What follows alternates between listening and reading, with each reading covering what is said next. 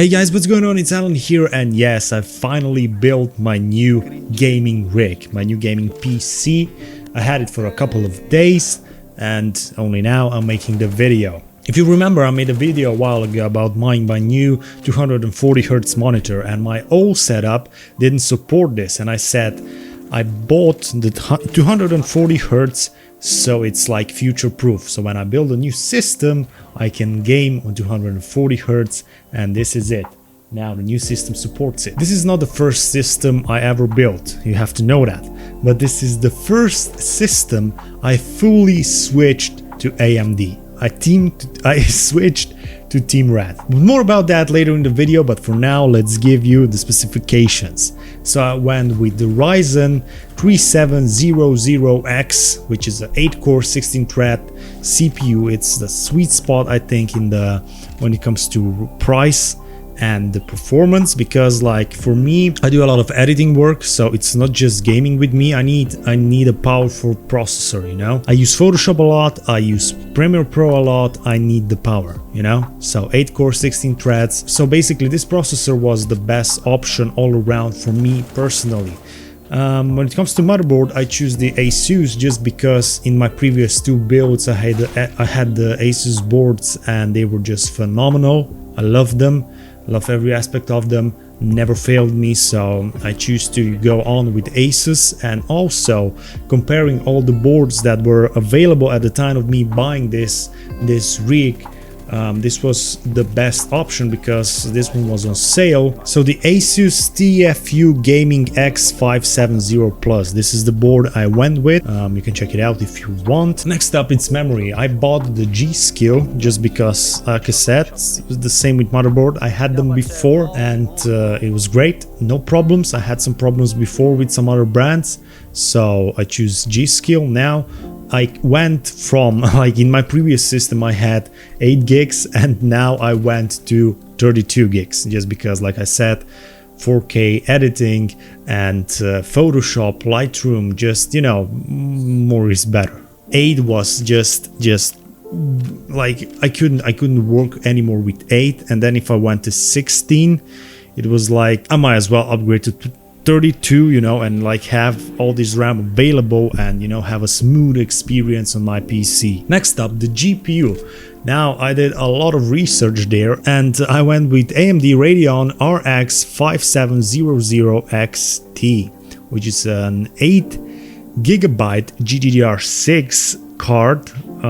It's overclocked a little bit. I bought the ASRock version, the one you are seeing right now. Before I would import footage from my drone and I wouldn't be able to play back any of it, not even not playing back in the full, you know, resolution, but in 1/4, and I still wouldn't be able to play it back. It would take like forever just to play it back. You can imagine how painful the editing was then. And with this, no problem at all. With combination of the processor, RAM and this graphics card, when it comes to editing, there is it's such a smooth experience. And then when it comes to games, you are here because of the games. Battlefield runs amazingly. I bought Battlefield just because I wanted to test it, because it was one of my favorite games back in the days, Battlefield. So I bought the Battlefield 5 and it's just the game plays amazingly on this graphic card, because that game is more graphically demanding than CSGO, for example. And you're here because of CSGO, of course, and we'll get to that later, but I just want to point out that you can throw any game, any modern game at this system and it will just, you know, tear it up apart. You know, you can play on ultra, you can play on whatever settings you want. I play personally Battlefield, I play it on high because I want more FPS, because I have 240Hz screen. Yeah, like I said, it's a very powerful rig, this one, and you can throw at it whatever you want: editing, gaming, picture editing, music production, whatever.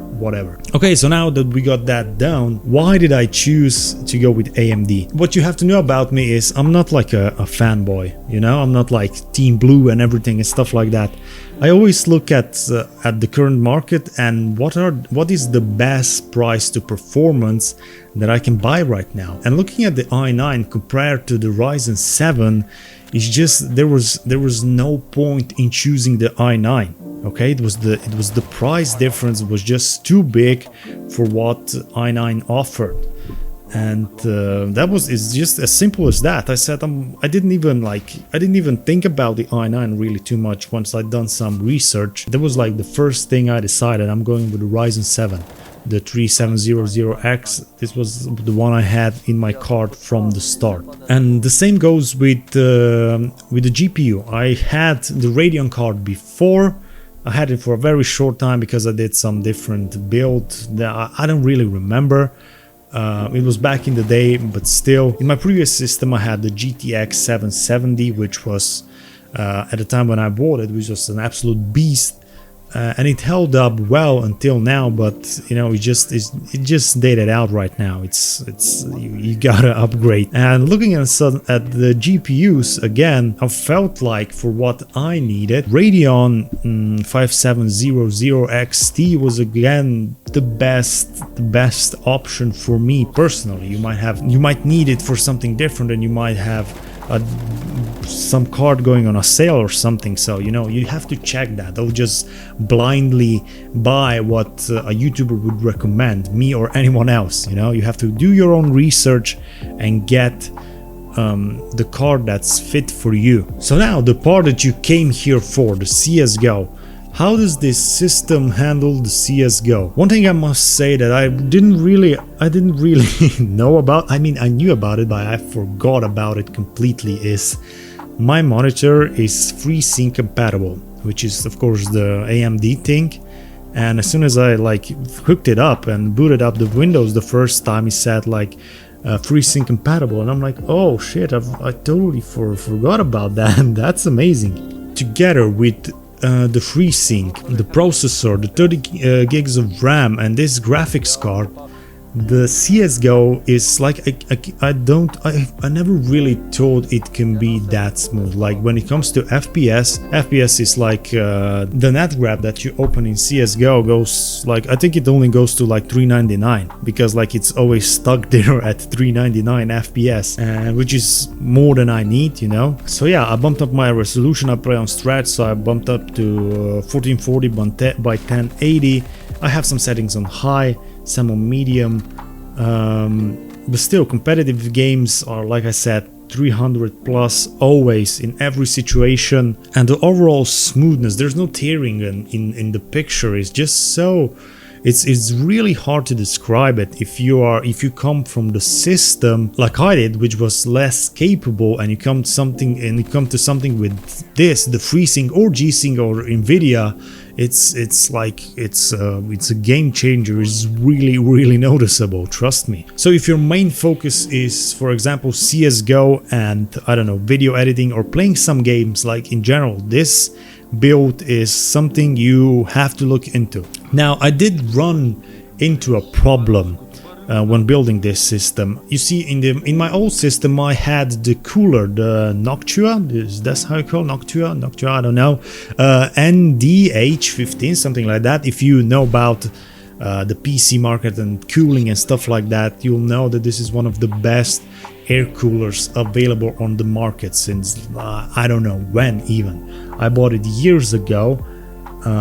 But it works like a charm. And what I forgot, or what I basically didn't check, is that the fittings don't fit to this AM4 platform that I have for this CPU for the Ryzen 7. And what they actually did, Noctua, and this is a big shout out to them, I couldn't even believe when I saw that. They are offering the free kit for all the people who have their coolers, you know, and they don't have the kit to mount it on the new Ryzen platform. They are sending these kits out for free, and I was like, wow, you guys are the MVPs, you know, you guys are amazing. They just sent mine today. I should get it any day now, and I will swap the stock cooler for the Noctua. Like I said, this is the only reason why I have the stock cooler in now, which I don't like particularly, because it, like, I don't know, maybe Intel has, like, what I'm used to has a bit lower lower temperatures, because like the voltage here is at idle, it's high, so that's maybe why it's hotter, a little bit hotter. But when it comes to gaming and like rendering from Premiere Pro, when the processor like really has to work, I know that the Noctua will show a big difference compared to the stock cooler. Also, in addition to this system, I bought a new chair, which is absolutely amazing, and I'm gonna show it to you guys in the next video, so make sure you stick around for that, because if you are a gamer, if you are a PC person who spends a lot of the time in front of the PC, this is definitely a chair for you. Not a gaming chair, it's a chair that's gonna, you know, be good for your back, and it's gonna look amazing in your room, so stick around for that video. But all in all, guys, this is it for the setup. If you have any questions, post them down below and I will make sure to answer all of them. Thank you guys for watching. Don't forget to subscribe, leave a like, and I'll see you all in the next one. Bye bye.